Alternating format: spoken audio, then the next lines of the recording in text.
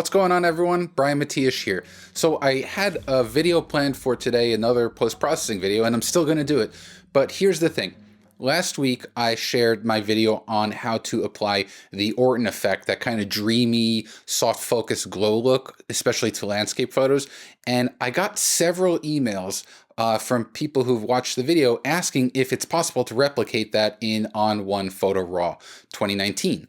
So the timing was kind of funny because the day after I posted the video, I did a webinar with ON1. They asked me to join. They had new people presenting every day of the week, and they asked me to focus on urban exploration photography, UrbEx, the abandoned structure kind of photography. That's the stuff that I grew up on. I love that stuff. So it was a really fun webinar. And within the webinar, I actually go through and I recreate pretty much the exact steps from the video I shared in Photoshop creating Orton, except in ON1. So I figured, why not? Let's put it out there. It's not just the video from me doing the Orton effect in ON1. I'm going to share the entire webinar. Now, here's the thing.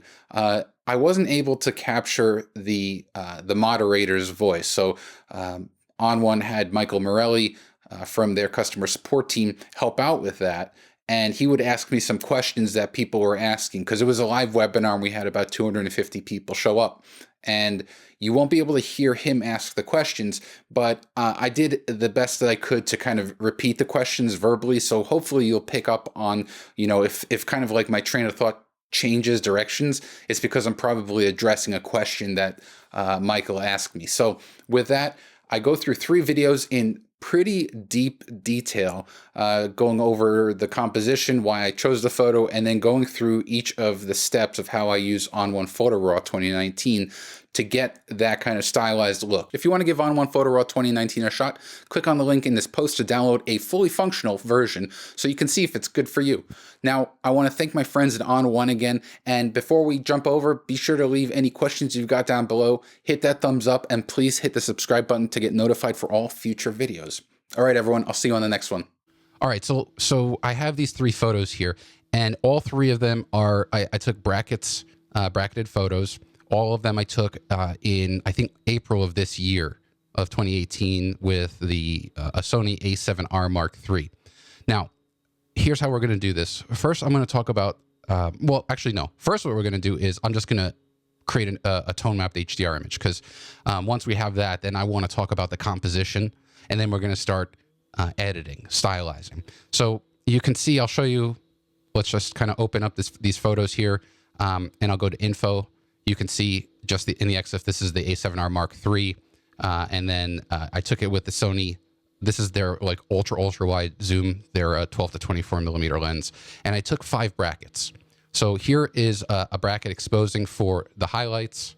So you could see through the window here. It was kind of like overcast. And then we go through here. You can get all of that information, which is important. Because with HDR, you want to have, especially if you're shooting for tone mapping, you want to make sure that your brackets have information across the full tonal spectrum. So in this photo here, I have all of the information I could possibly need for the brightest parts of the photo. This is kind of the mid-tone. Again, we've got more highlight information. And then here we have shadows. So like I have all the details even as far back through that doorway. So I have all the information I need across these brackets. And this is my buddy, Sean Galbraith. For those of you that don't know, Sean is like one of the, in my opinion, one of the greatest UrbEx photographers out there today. He actually, little known fact, him and a few buddies had a TV series, a very short-lived TV series in Canada that kind of chronicled their UrbEx adventures. So in ON1 Photo RAW 2019, you have the ability to merge photos to HDR. That's not new, but it's here. You have, all I'm gonna do is select these 5 brackets, and then right here on the right, there is this HDR button. So I'm going to click that, and we're gonna start merging. Now, just so you know, I'm working off of the full 24 or 42 megapixel RAW files. These aren't JPEGs, these aren't compressed DNGs or anything like that. These are full tone mapped HDR, full tone mapped RAW files. So you can see here along the bottom here is the film strip with the brackets, and we're using this center bracket. If there were moving elements, we would use this bracket to help with deghosting. But to start, all three of these brackets, all three of these example images rather, there were no moving elements because I was shooting indoors. So I'm going to turn deghosting off. And then you have these options here. There are 4 presets. There's natural, which I tend to like.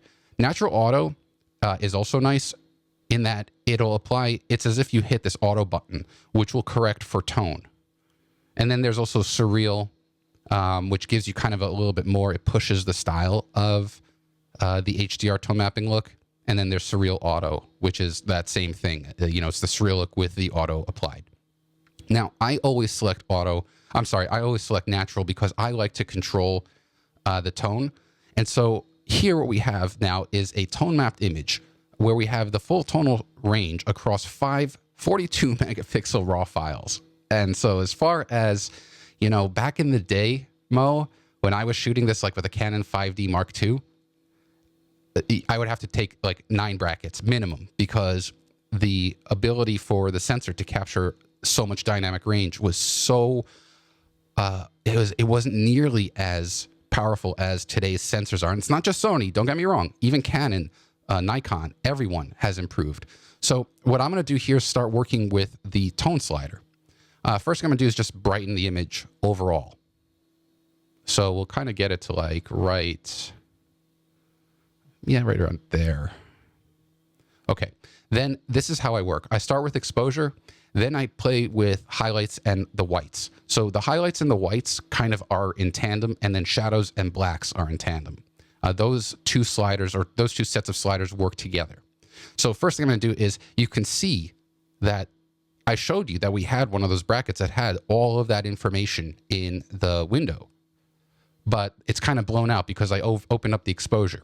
So what I'm going to do is I'm going to drop that the highlights rather down until we start recovering some of that information. And then the other thing that I'm going to do is bring the whites down just a little bit. So you can see now we're getting all of that information. What you don't want to do is bring these sliders too far down so that you see how the highlights turn gray now. It looks a little bit muddy. That's not natural. Now you're kind of ruining your HDR image. So again, I'll just undo those 2 sliders here. So I'll bring the white point right around here, bring the highlights back down until it's kind of natural looking. So here, this is looking good. And then with the shadows, I want to open those up a little bit as well. So I'm going to take the shadow slider and you see how it just brings out that information. And then with the contrast slider, what I'm going to do is add a little bit of that. So this is basically what I would say is good as far as a tone mapped image. Now, my rationale for how I use this kind of tone and color as well as the HDR look tabs is that I'm going for an evenly exposed photo. I've said this countless times. Tone mapping and HDR, that is not a stylization technique. That is a utility. It's the same as using a tone curve or using these sliders here. They're meant to fix the photo. They're not meant to give the photo a certain look. So that was the problem back in the day with HDR, is that people, including myself, don't get me wrong, I'll cop to it. I used HDR a lot as a stylization technique, and it took a while, several years, and hundreds of ruined photos to get to a place where I understood what tone mapping is about. So all I did here was I clicked save. Usually, if you work with a smaller lower resolution file or a smaller file, it won't take as long. So, all right. So we've got the photo here. Now we are in kind of the full glory of ON1 Photo RAW 2019. I did a video shortly before this product was released that I, kind of going through some of the changes that I loved that came from 2018 to 2019, most of which is the improved user experience. So instead of used to have all your different modules here on the right, now you've got everything kind of here, just ready to go.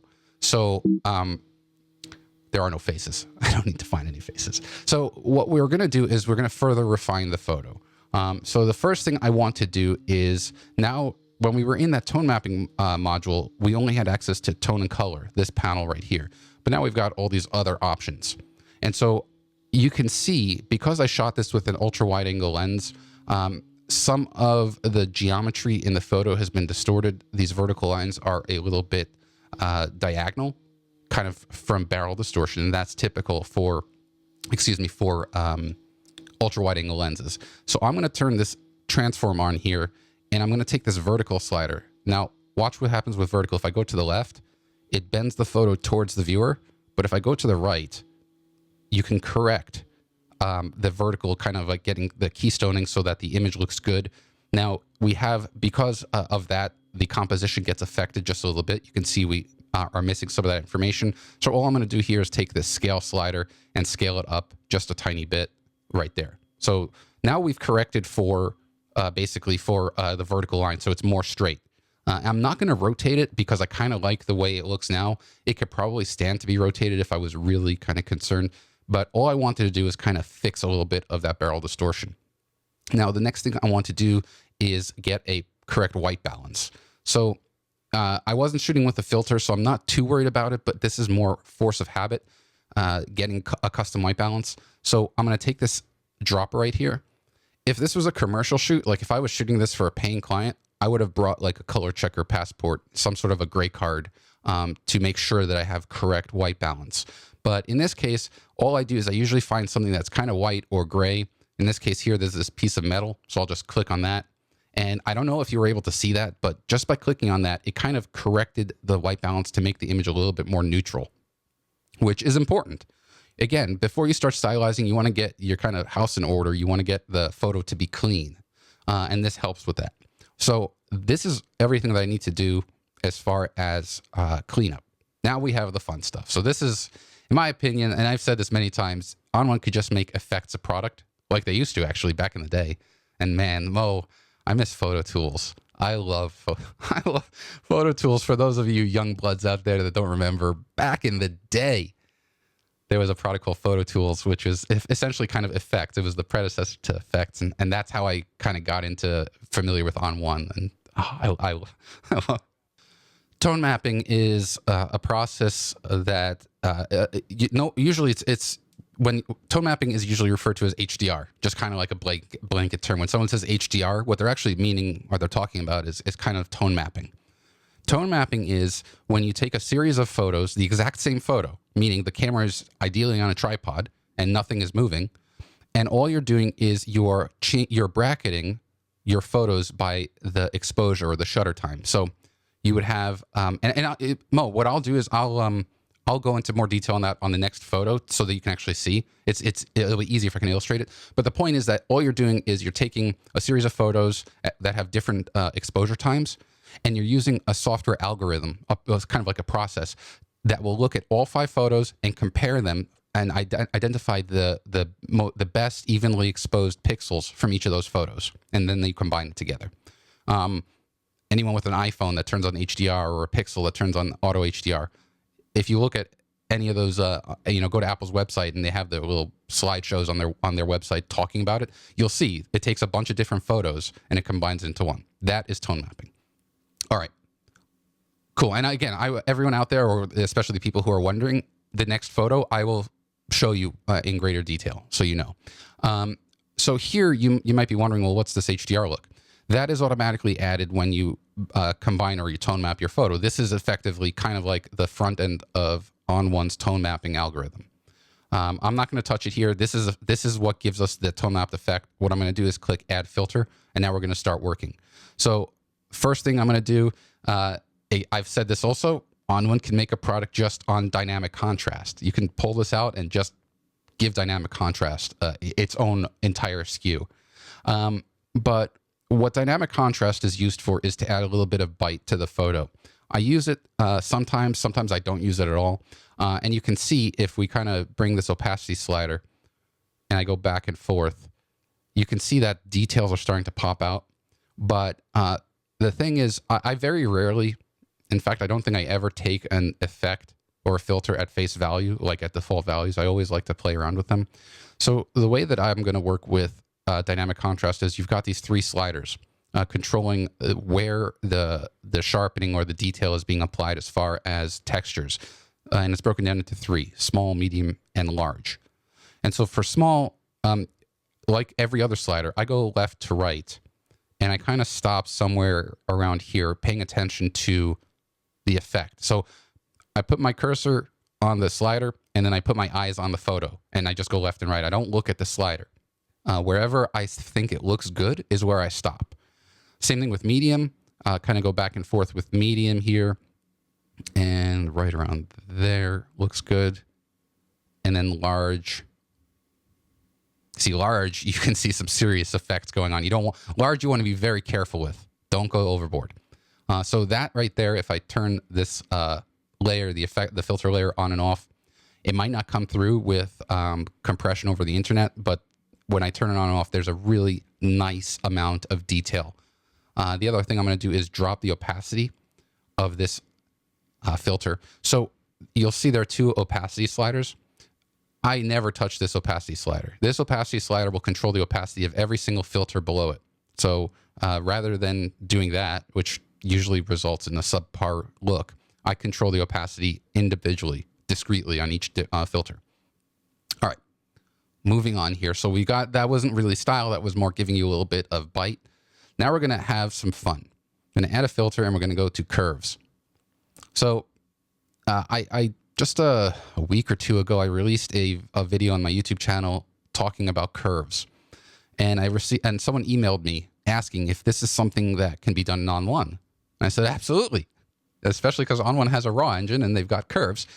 Curves effectively is, this represents the tone of your photo. So this right here, that's your black point, that's your white point, and this is your neutral tone. And then kind of this area here are your highlights, middle is your midtones, and right here, your shadows. So what I want to do is I want to add a little bit of contrast to this photo.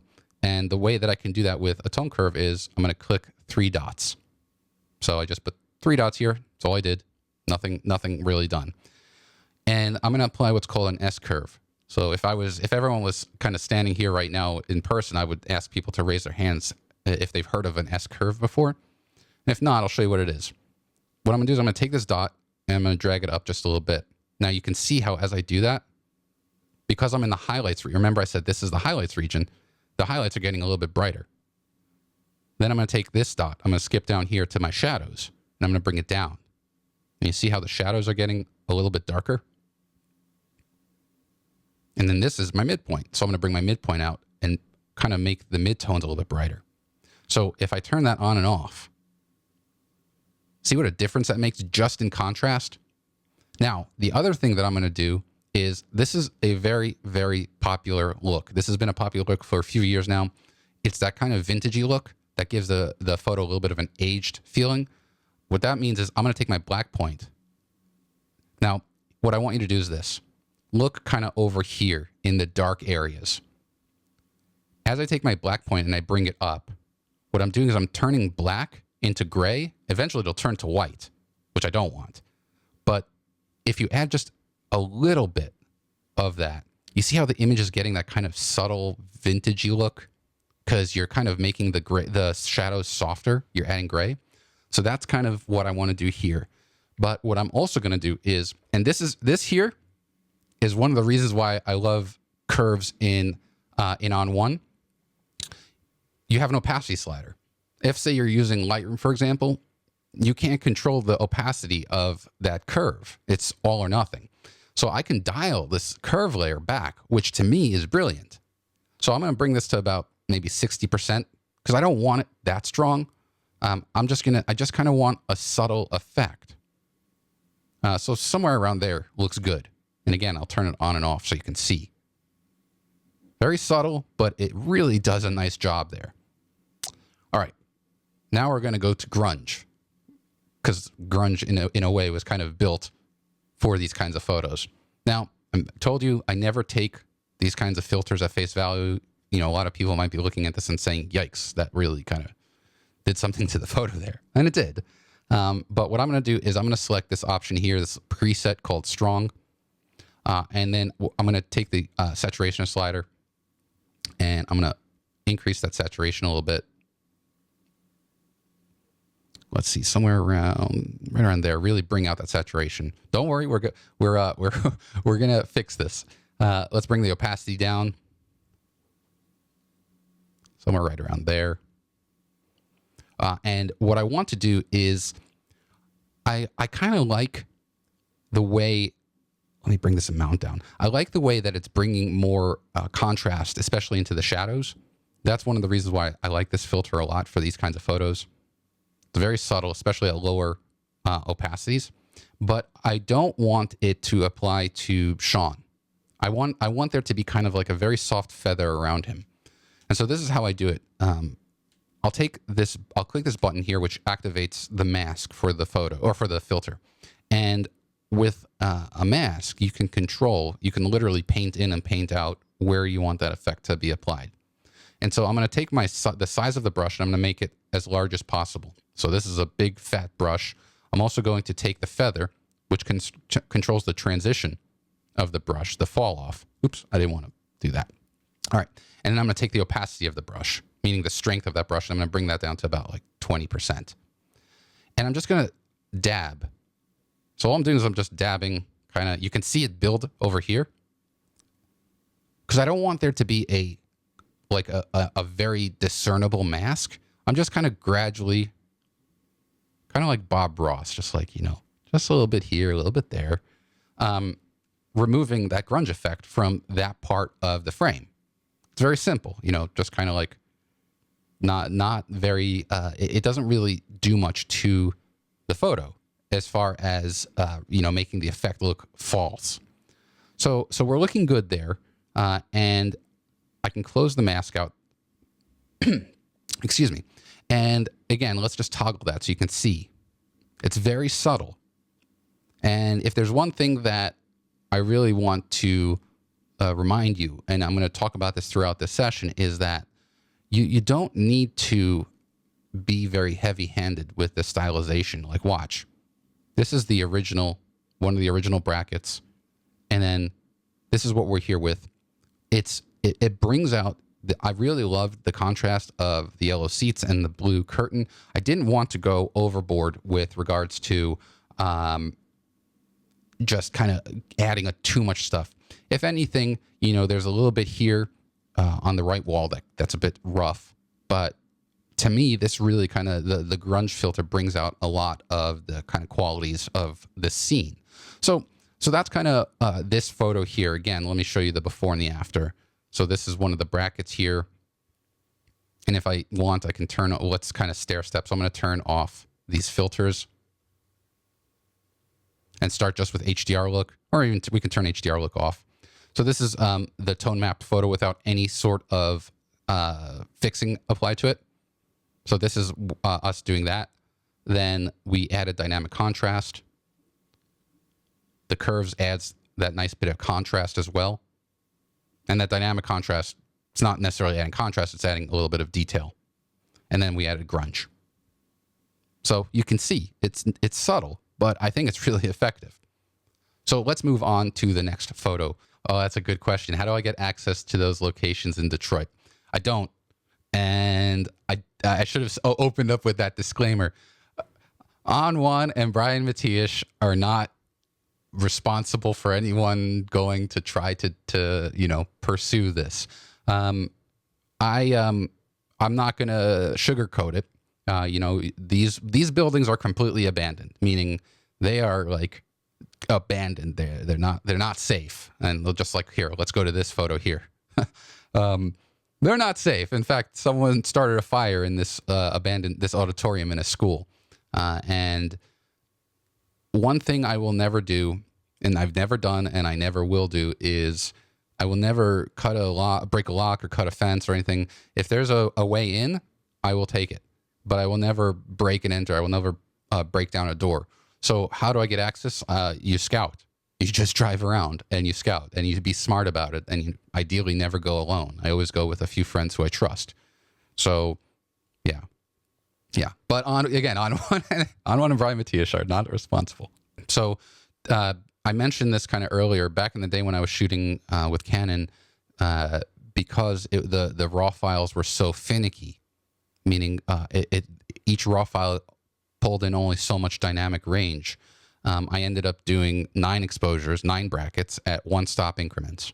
However, with what I found with Sony's is, so again, this is the A7R Mark III. Their sensor is magic. I mean, I swear it's made out of like crushed unicorn bones or something, because the amount of dynamic range, like even in a single exposure here, that I can pull out without destroying the photo is great. So what I've found is, listen, I've got, hard drives are not terribly expensive anymore. So I never worry about like, as far as like hard drive economy, space economy. I take 5 exposures at 2 stop increments, period. I get my 0 exposure. So this is the 0 exposure. Then this is, you can see all the highlight information. And then we keep going. That is, now we're getting shadow information, more highlight information, more shadow. So this is +4, -4, +2, -2, 0. And that's what I do. That's how and typically gives me more than enough information. Now, I will always review the photos. I'll look on the back of the LCD and I'll look to see, okay, am I happy? Do I have enough information? If I am, which 95% of the time, just picking an arbitrary number, if I am happy with it, then I move on. But if not, I'll take an additional, either a super fast exposure for highlights or a super slow exposure for shadows. And that's basically it, Mo. So before I hit the HDR mode, to go back to the tone mapping, I promise I would do that. So we have these 5 photos here. And what tone mapping does is it goes through all 5 photos and it looks, okay, like here in this photo, I have all of this really good information. In this photo, hit the wrong key. In this photo, I have all of this information here. In this photo, I have information here. In this photo, I have information here. And it combines all of that together to make one tone mapped photo. And you have that much more dynamic range to pull. So you have more information in the shadows and the highlights to recover. So I have these 5 brackets selected, HDR. It's going to be pretty straightforward again. And we're just going to kind of fix tone. See, we've got I mentioned how that's the 0, 2, 4, -2, -4 on the bottom here. So that's how I do it. Also, again, deghosting is off. If you were tone mapping outside, for example, let's say it was a really bright day and you're in a forest, for example, and there was some wind, some of those leaves would be moving.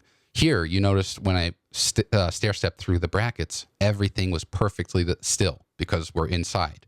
Although the roof caved in here, so there was some wind, but nothing was moving.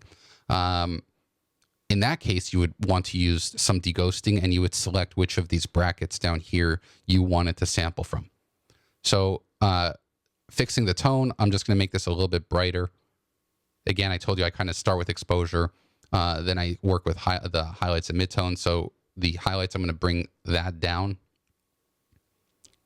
Just trying to recover some of that. The white point I'm also going to bring down. Move that over just a bit. I stop when I start to see the highlights begin turning gray. I'm going to make the midtones brighter. So the midtones are kind of everything in between your shadows and your highlights. Somewhere right around there. And then I'm also going to open up the shadows. And we can do all this with ease because of the tone mapped image. So let's hit save. That's basically what I'm going to do with just kind of like correcting the photo. Mo, if there are any kind of questions that have nothing to do specifically with, so how do I meter for the base exposure? I just use the camera meter. I'll put my meter point on the area that I want. And to be also completely honest, I've done this for so long that at this point I can eyeball it. I kind of know where the 0 exposure is. I know that if my 0 exposure is 1.5 seconds, I know what that'll mean, like how many seconds the +2 and the +4 will be. So I can gauge all of that stuff. Great question. So do I do bracketing with manually? No.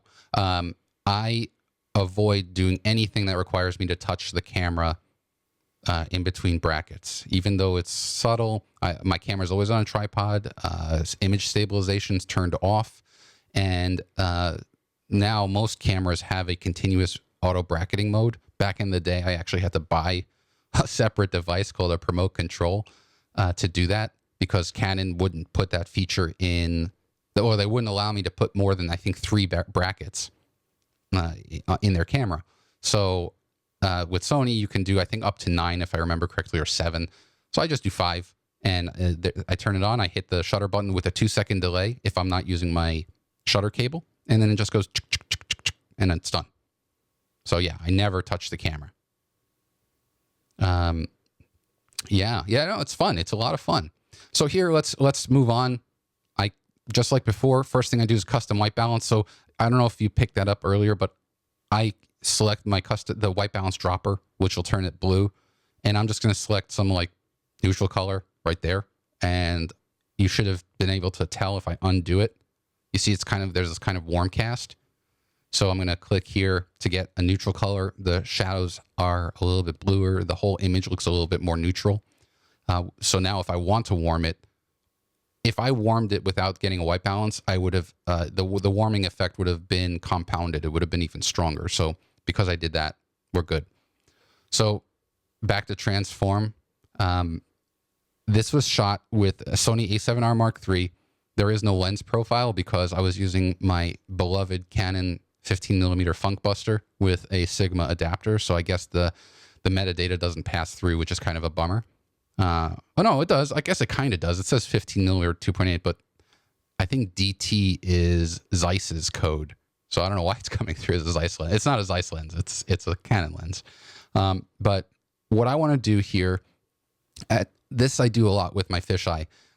In fact, I do this every time, and I make a decision. There's this distortion slider under lens correction. And what I do is if I bring that all the way to the left, it effectively removes most of that radial distortion. So if I double click, and this you might not know, but if you move a slider somewhere and you want to reset it to the default setting, just double click on the name and it'll move it. So I like this, but I like this better.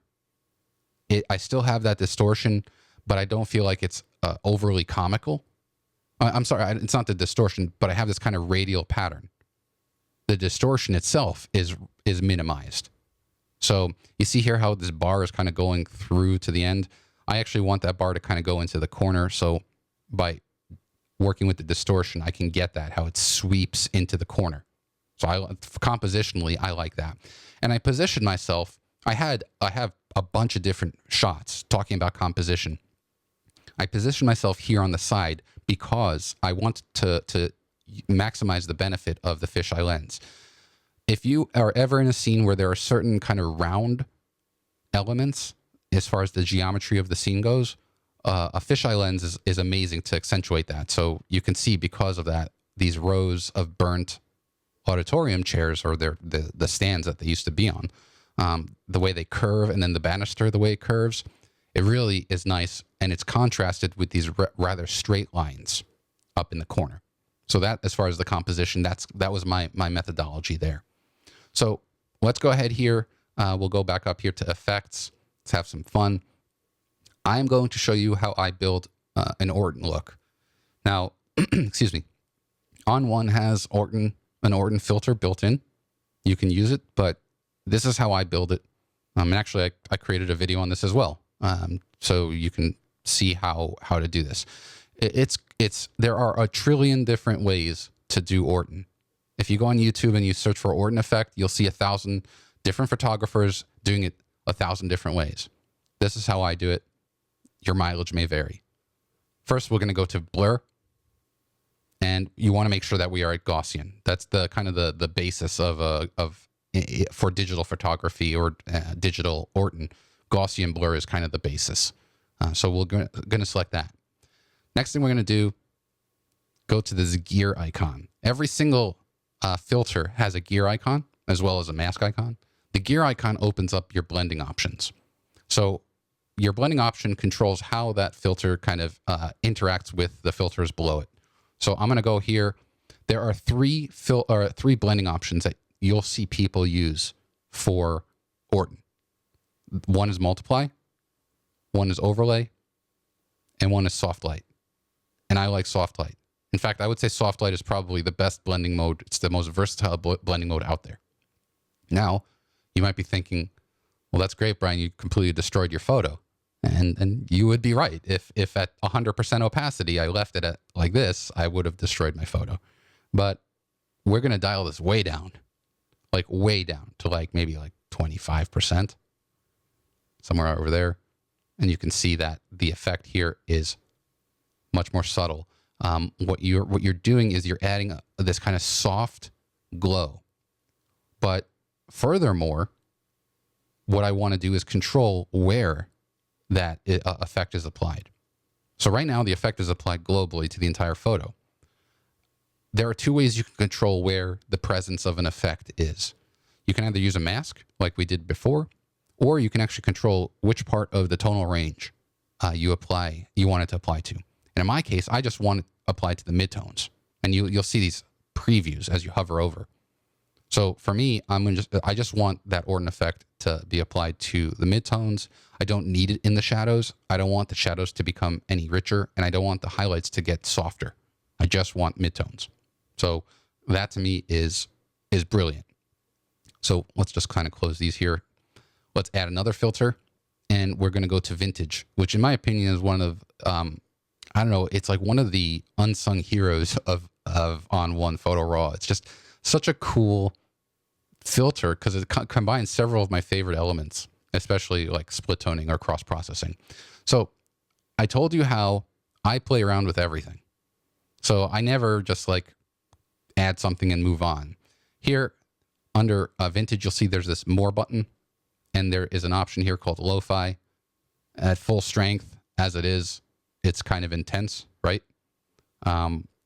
So what I want to do is I'm going to take a few things. I'm going to change a few things. First, if you see as I hover over, nothing's changing, and you're like, what gives? You know, one of the things about ON1 is that just about anything you do with a drop-down menu, you'll get a preview on hover. That's because that amount slider is at 0. So let's bring that amount slider to 100, and there we go. Now there's our preview. So I'm going to select oatmeal. Remember how I said earlier with white balance, how, you know, if I didn't do the white balance, this would be even warmer than I would want it to be. So the problem is that, not the problem, the reason why I do white balance is so that here, the warming is, it's kind of where it should be. So two things that I'm going to do. First, I'm going to drag back on that amount slider a little bit. And then I'm also going to change that blending mode. So we're going to go here, and we're going to change it from overlay, which is what ON1 has it as their default, to soft light. And you can see, just to show you, I'll kind of go before. Overlay and soft light are very similar, but I find that soft light kind of, it backs away from, you know, the kind of the strength of the blending mode. And then what I'm going to do is drop the overall opacity of that effect about 80%. Looks good right around there. So just to show you, does a nice job. It just does the natural qualities as far as the color of the scene are warm. So I'm using this vintage filter to accentuate that. And that's something that's really important, that if there's one thing that I would love for everyone to take away, is that you really need to be methodical. Study the scene, study the qualities of the scene, and then make a decision. Do you either want to change those qualities, or do you want to accentuate them? Or do you want to do nothing at all? You just want to fix the photo if you're not into this stuff. But if you're not into this stuff, I'm not sure why you're watching this webinar, because I'm very much into changing things. But I like to change things with purpose. So there's that. Now, let's hide this. Let's go ahead and let's add a vignette. So a vignette typically is when you burn or darken the edges of a frame. And by default, if I bring this down, you see how a vignette darkens evenly from the outer corners towards the center. We don't want that. At least I don't want that. I want to control the center point. And this is a really nice feature with the vignette function in ON1, is that there's this little guy right there, little target tool. So if I click him, I can click anywhere in the scene and select that as the center point. So if I click here and say I bring it down, notice see how it's biasing towards, boom. That to me is, that's brilliant. It lets me control how I want to use the feather. So let's bring that brightness down here. Make it nice and dark. Not too dark. Somewhere around here. Let's bring that size down. Don't worry, it's not going to be, like too crazy, I promise. And then let's bring that feather totally out. So the feather, just to show you, a feather of 0 means that there is a hard transition. There's an actual line between the effect, where the effect is applied and where the effect is not applied. Feather is kind of like a fall off. So you see how it gets softer and softer and softer until it's like barely discernible. So you'll really want that. Now here's the key. Again, don't take things at face value. There's a drop down right here. Might as well use it. So we'll go here. We'll go to subtle. Aha. So that's nice. And now we can take that opacity and drop that down right around there. And so we're really bringing the eye to the stage. And then we'll add one more filter, cross process. Another fantastic filter. Drop down here. I'm not going to use urban sickness, but here's a little factoid. I created urban sickness. Urban sickness is mine when I worked at ON1 and we were building ON1, I think, perfect photo suite. 20, I don't remember what version it was, but we needed some new cross processing and urban sickness is mine. So I said earlier how look at the natural qualities of a scene and determine whether you want to accentuate it or change it. This is changing it. This is this is for nuclear holocaust. I want green shadows and I want blue or green highlights and blue shadows. But I'm going to use fashion passion because I want to actually accentuate the scene, not change it. So first things first, I don't want this effect applied to the stage. So like before, I'm going to click on that mask and I'm going to keep the same. Almost every time I mask a filter, I have the size of the brush maximum and a big fat feather and then a very low opacity. And I just kind of dab like Bob Ross. Rest in peace. He was the best.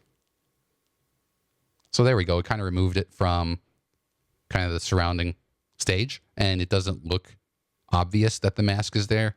And then the other thing I'm going to do is change the color from blue to blue strong and up that amount.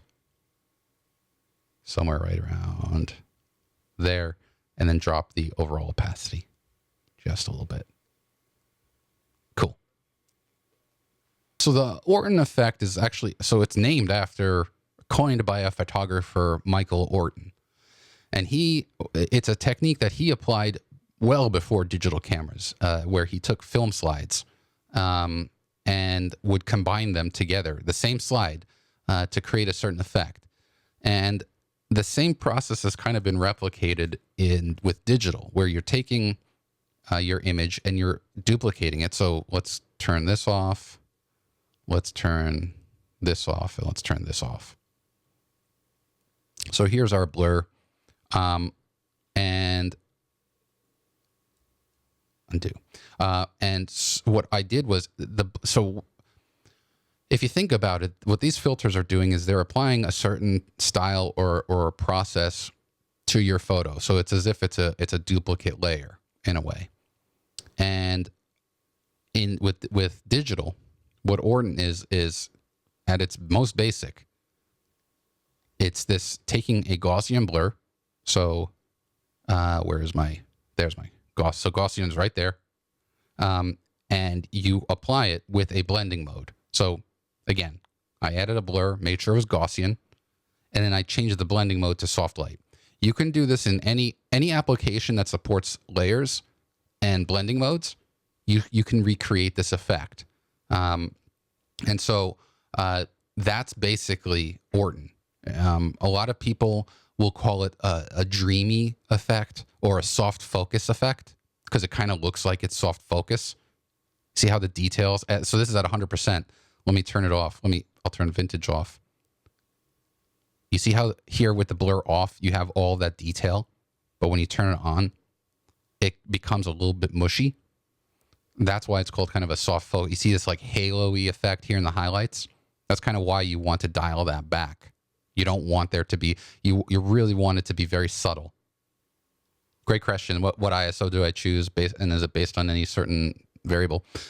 Almost always I try to shoot as low as possible, as close to ISO 100, mostly to get a clean image. However, I will, with HDR, and I didn't touch on this either, there are a few things, in my opinion, that are mandatory. First, the camera needs to be on a tripod or stabilized, meaning like it needs to be resting on a platform. Don't try to hand hold it. It has to be stabilized. So that's one. Two, you'd never want to bracket based on your aperture. So obviously aperture, if you open up your aperture, the image will be brighter because it's allowing more light in. And if you close your aperture, you step it down, it gets darker, and it takes longer for the exposure to be created. The problem is that when you're changing your aperture, you're changing your depth of field, your plane of focus, and your tone map will be ruined. So the only two, in my opinion, ideally the only variable you should be changing for brackets is your shutter speed. That's the only thing you should be bracketing on. However, let's say I am in a place where time is of the essence. Like, oh man, I think I heard something, down the hallway in this abandoned school, which has happened many, many times. But I want to get my shot. So what I'll do in that case is I might, change my ISO to 400 or 800, because what that'll do is that'll, make my exposure time faster. And I know that with the Sony, like my A7R III, or in this case here, I took this several years ago. I lied. I thought I took all of these this year. This photo was taken in 2014 with this A7 Mark II. So that's a 24 megapixel camera, if I remember. Yeah, 24 megapixel camera. In those cases, I will jack up the ISO so that I can get a faster exposure, mid-tone exposure, and then the subsequent brackets will take less time. If that's not a concern and time is not, something I need to worry about, I'll just, in this case, I had an ISO 200. Sometimes I'll do ISO 100, even ISO 400. The thing is, what you need to learn with your camera is how does ISO affect noise. My 5D Mark II back in the day, once I started hitting ISO 400, it became, crispy, and especially 1600. So with my Sony, I can shoot at ISO 3200 easily and not worry about noise. And that's just a matter of technology improving. So that to answer your question, Mo, it varies, but in an ideal situation, I'm at ISO 100 or 200. All right, so this is my final image. I'll stair step the brackets with you guys. So actually, we could talk about composition. One of the things that I love about these kinds of photos, and this lesson doesn't just apply to UrbEx. You can apply this to landscape or architecture. But I'm a big fan of combining two things. A wide focal length. So this is a 16 millimeter focal length with the 1635 millimeter lens, and getting super close to your subject. So I found this piano. This was an abandoned school, and it was just kind of like, the sheet music was strewn about. And I got really close to it. I don't know if I have a behind the scenes photo, but I was just a few inches from, or my lens was rather, from the bottom keys over here. And so it just kind of adds something to the composition. Also, rather than shooting at at level with the keys, I shot down at them. So that created this nice kind of leading line, somewhat towards a vanishing point, and it points to the window here. So kind of, I try to spend my time thinking about what the optimal composition is. Mind you, don't think for a second that this was something like I came here and I just saw it. I have like 10 other versions of this photo, trying different things. This was my favorite. So, experimentation is always key. To walk through the brackets here. So this is the mid-tone. And then we have, let's kind of, where is it going? Oh, there we go. Okay, so now we're starting to get highlight information, shadow information. Now we have all of that good highlight information and everything you could possibly ask for in the shadows. So select them, HDR, and we're going to start with fixing tone. So man, I mean, just right out of the gate, all of this information here, the longer you do this, the more you're like, oh yeah, I've got all the information I need over here. So I'm going to take the exposure, just jack it up a tiny bit. Not even, yeah, that's good. Bring that white point down. I'm sorry. Yeah, let's bring the Let's bring the white point down first.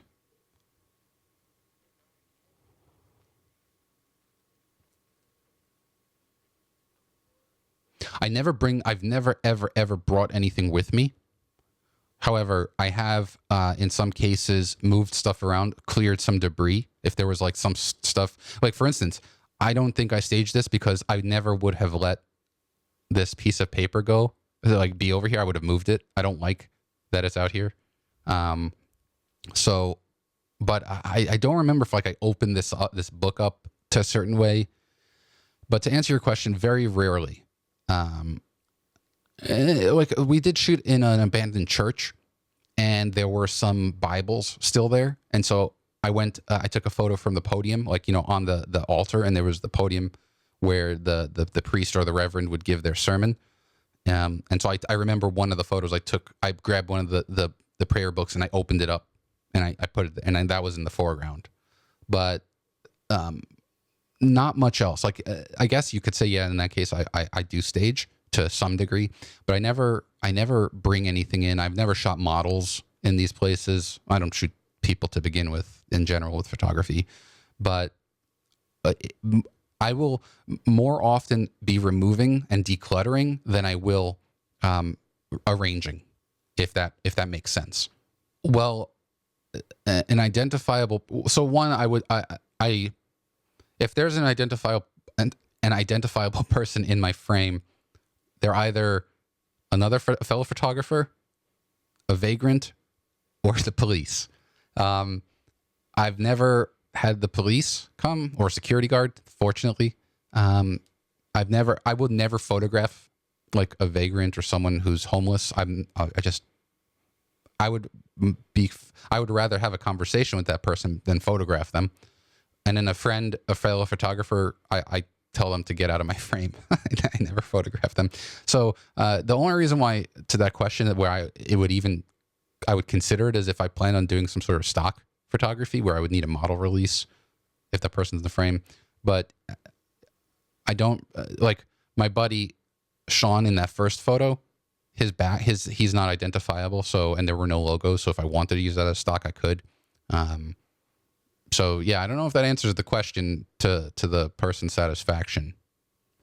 So what I did was just not to have to bore you guys, I just fixed the tone and I hit save so that we can get rid of the processing. And then I took that white balance just now, the white balance dropper, and I sourced it off of one of the piano keys. So if I undo that, you see how it's kind of like warm. There's a color cast to it. No filter was used. I just think it was the quality of light of the sunlight coming through the window with some of this plastic was affecting it. So I'm still going to warm it up just a bit, just like that. All right. So here we are. Let's go kind of warm it even more there. So that's good.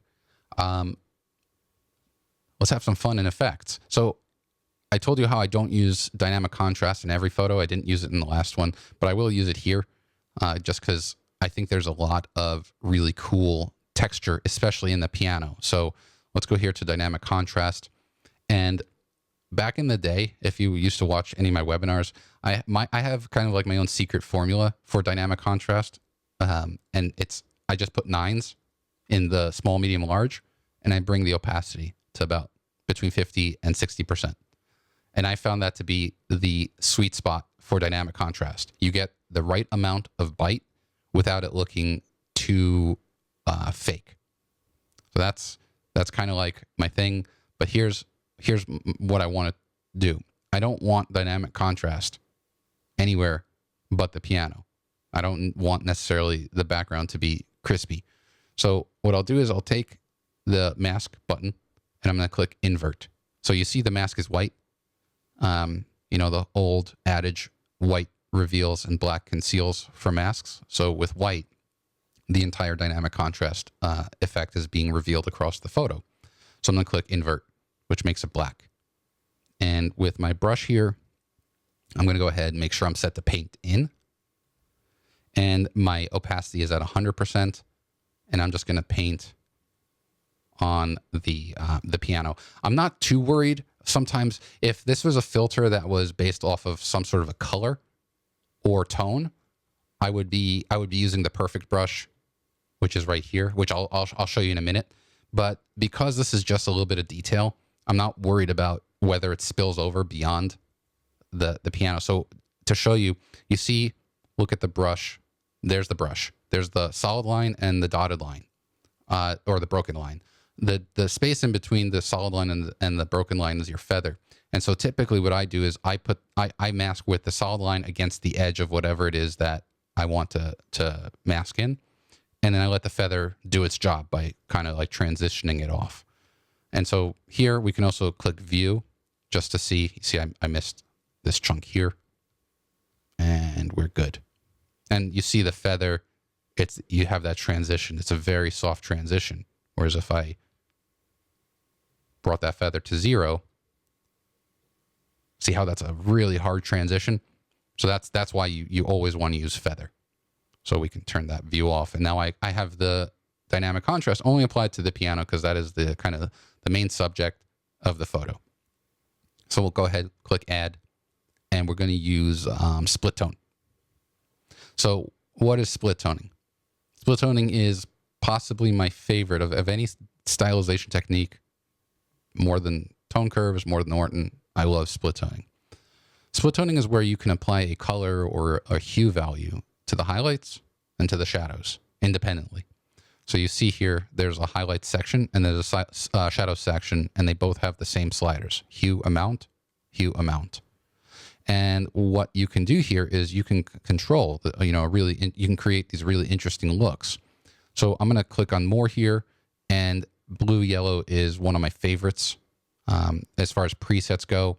So I'm going to select that. But I'm also going to change the blending mode, because this is at normal, which is nice. But unlike, this, you really can't do it in a lot of other places. I can take my split toning and I can actually change the look. And so right here at 100%, I mean, it looks awesome, but it also looks awful, if that makes sense, Mo. You know what I mean? Like it looks cool, but it's way too strong. So yeah. So what I'm going to do is I'm further going to refine this. There's another mode. You can control the mode of the split tone. I'm going to change it from color to screen, which makes it a little bit brighter. And of course, we're going to drop the opacity a little bit, somewhere here. And then I'm going to change I like the way the shadows look, but I want to change the highlights a little bit. And so you can kind of go back and forth and see the way. This is basically the Roy G. Biv, the color spectrum, red, orange, yellow, blue, green, or Roy G, green, blue, indigo, violet. So as you hover over the hue slider, you'll see that the color in the highlights are changing. So I'll kind of put it right here, more towards the orange. And I'm going to increase the strength. Somewhere right around. So by strength, I'm talking about the amount. So at 100%, that's the full color being applied. So somewhere around here is looking good. So let's turn that on and off. Just, I mean, especially the quality of the piano. I love what it does. The split toning, it really brings out a really nice character to the piano. So we're good there. Now let's go ahead. I want to add a little bit of a glow to give the photo a little bit more of a saturated, rich look. So let's go, we'll drop down here. And again, you can see all these different colors. And what do I see right there?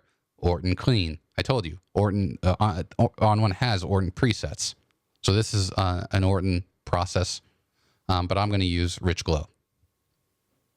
And so with this, we'll go ahead, let's change the blending mode back to soft light. So let me show you, I'll show you. It was, I believe, was on a normal? No, it was on multiply, I think. Yeah, it was on multiply. Oh wait, I'm on split tone. What am I doing? I clicked on the wrong one. There we go. Cool. So rich, yep, here. There we go. So it goes from normal, and let's go to soft light. So it adds a nice, I told you I wanted to make the saturate more of a rich saturation, but let's bring that opacity way down. So let's start 0 and bring it up just a little bit. Telling you, subtlety. It's like salt. Throw a little bit of salt in and taste it. And if you need more, add more. But don't, just enough. Listen, no one wants an overly salted dish, especially if you have high blood pressure. Fortunately, I'm okay with that. Don't anyone worry. My blood pressure is okay. So see here? Just a subtle, nice little touch, little kiss. That's all you want. So I'm going to close these out just so that we could clean up the user interface a little bit. And let's keep going. I'm telling you, we'll keep building. So I'm going to go here with bleach bypass. So what I do with these, just to show you, is I like to experiment. So when I build recipes for my photos, I'll keep trying different things. And if I don't like it, I X out. But, you know, I won't stop. I'll keep trying. I don't do things just for the sake of it. If there's an effect or a filter that lends itself to the photo, it stays. So with bleach bypass, what I'm going to do is I'm going to select this option here called high key warm. So you should see where I'm going here in terms of like trying to go to more of this warmer tone. And so we'll go here. Let's change the blending mode. That's the other thing. I almost always change blending modes. So I'll go from here to overlay. And we're going to drop that opacity. So, I mean, look at the range you have from nothing to this. And so if you just add a tiny bit, it does a nice job. Like, watch, off, on, just a nice little kind of warm, nutty look to the photo. Here, let's go ahead and we'll go to vignette. We're almost done with this photo. Going to go and center on the piano. So like right around here. And I'm just going to use Big Softy, which is a great preset. If you're looking for a quick vignette, Big Softy is great.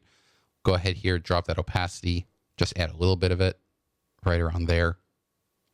And then the last thing I'm going to do is I want to brighten the keys on the keyboard because they kind of got lost in the photo. And so I'm going to go to local. So local is, it's basically adjustment layers where you can make changes to a photo, specific areas of photo using a brush, or you can use a graduated filter. Here I'm going to turn the perfect brush on and make sure you have your feather on. God, you do not want to. Very rarely will you want to do any sort of brushing with a hard edge, like a pure zero feather. And so with the perfect brush, what it's going to do is it's going to sample. See that little plus sign? Whatever colors are basically under that plus sign, it's going to sample and only apply to there. So the value here, the exposure is -1, so it's actually darkening, which I don't want. I want that to be just a little bit brighter. Not that bright, somewhere right around, even just a tiny bit, like right around there. And so I'm going to draw on the keys, make them a little bit brighter. And get in the front of the keys.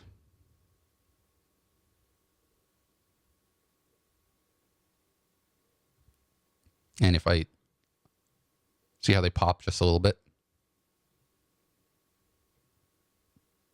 So that's basically, that's what we started with. And just by kind of, let's hide these so you can see the effects. It just kind of like, it to me, it boggles my mind. Like look at with HDR, you can't even see the information on this sheet music. But, you know, because we were able to tone map and then add some stylization with the effects, it just, I don't know, it looks awesome. Thanks so much for watching this video. Please hit the thumbs up if you liked it, and I'd love it if you subscribe to my channel to see all of my new videos, and bonus points for hitting the bell icon to get notified whenever a new one goes live. Now, I'm all about helping you guys out, so don't be a stranger. Leave a comment below and let me know what you think, and if there are any topics you'd like to see me cover. Thanks again, everyone. I'll see you on the next one.